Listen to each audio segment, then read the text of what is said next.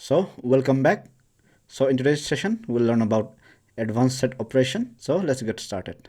So as we have learned, what is a set? A set is an unordered collection data type that is unindexed, it is mutable and has no duplicate elements. And as we say, sets are created using curly braces. I can say s equal to learn with Pratap. So this is a set. So what is a set? So a set start with curly braces. Set is an unordered collection data type that is unindexed, that's mutable and has no duplicate elements. Okay, so how can we create a set? We can create a set by using this curly bracket. So it's simple. Let's print this set. Print s. So you see, we print the set. So learn with Pratap. Okay, or we can use the set function and create from an iterable, example list, tuple, string, etc. Or we can say, so let's say my set equal to, we can use this set, this one. Okay, and then we can use even a list. So let's say learn with Pratap. So if I print my set, so in this case also we'll get learn Pratap with.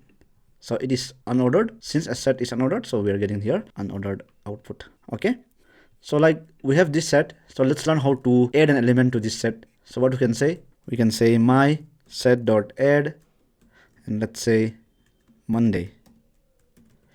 And if we print this set again, we can see Monday in the set. Or we can remove an element from the set by using my set dot remove, and we can say learn, and you can print. So you see, we don't have learn anymore here. Okay, so this is very simple. So we can also use pop. Let's say my set dot pop, and let's run this. You see, we have only with and Monday. So what happens here? Let's comment this line first, so to understand how the pop works, and let's run. So here we have learn with Pratap, and you see one of the item is being removed. Okay, pop returns and remove a random element. So it doesn't have a definite element, it just remove a random element. So if you remember in set, we can find, let's say, so let me comment all this. So let's leave it. Okay, so let me comment this, and let me comment this, and let's say we have cities, and we can say Lalitpur, we can say Pokhara, and we can say Kathmandu.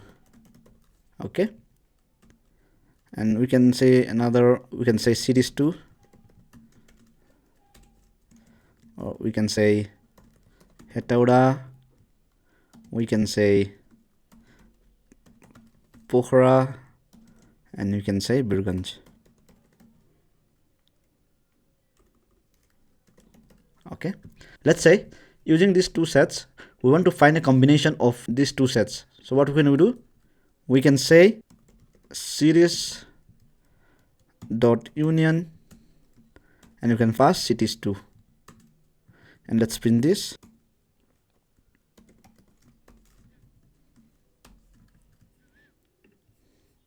So you see, we have here Kathmandu, Lalitpur, Hetauda, Birganj, Pokhara.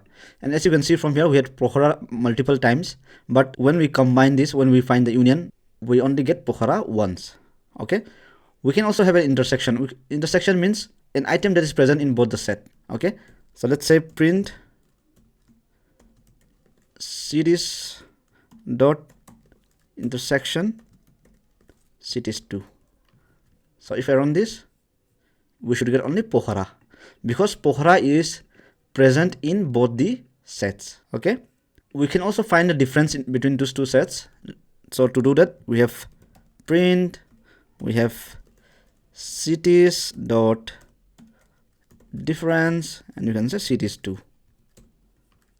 So let's comment these two lines, and let's run this code, and you can see the difference between these two sets is Lalitpur and Kathmandu. So why Lalitpur and Kathmandu and why not Tetiwara and Birganj? Because we are finding the difference between this set over this. That means if if this is present in the second set, we should exclude it. So in this way, so in this case, Lalitpur is not present there, so we took it.